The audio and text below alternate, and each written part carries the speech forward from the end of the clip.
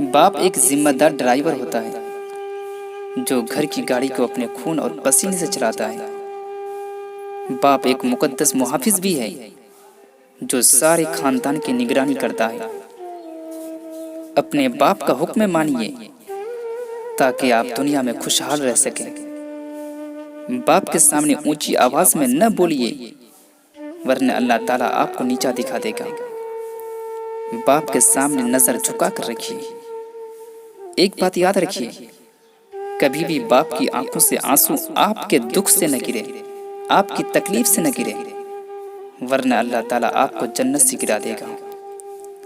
ماں باپ کے ساتھ ہمیشہ اچھا برتاؤ کیجیے، ہمیشہ حسن سلوک کیجیے تاکہ اللہ تعالیٰ آپ کو دنیا میں بلند کرے، اونچا مقام عطا کرے۔ باپ ایک کتاب ہے جس پر تجربات تحریر ہوتے ہیں۔ باپ کی تکلیف کو نظر انداز مت کیجیے، یہ جب بچھڑ جاتے ہیں تو ریشم کے تکیا پر بھی نیند نہیں آتی۔ اللہ پاک ہمیں والدین کا فرما بردار بنائے، آمین۔ میرے دوستو، یہ باتیں آپ کو کیسی لگی؟ اگر اچھی لگی تو لائک ضرور کیجیے۔